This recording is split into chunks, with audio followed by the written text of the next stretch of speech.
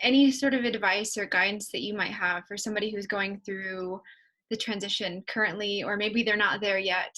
So it could be at any stage if you've got several pieces of advice, and this might also be related to sort of that mental health realm. So I think any direction that you want to take that, by means of using your platform now to speak to people who are going through this journey currently.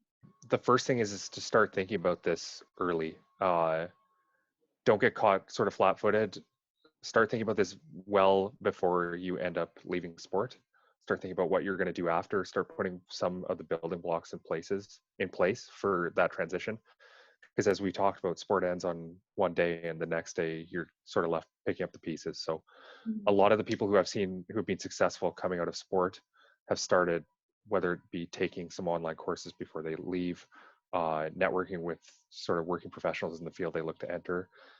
I think a lot of the people who have been successful have done that through their sporting career. So I think that's a big thing. I mean, you wouldn't.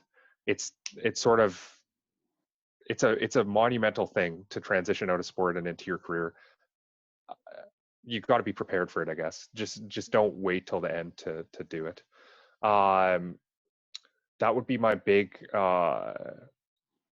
yeah, my big advice. And I guess that ties a little into mental health because your whole identity is tied to your sport.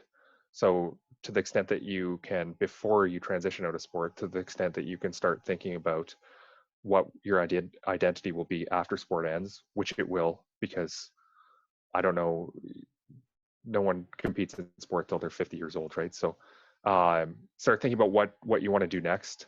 I think that can be really helpful.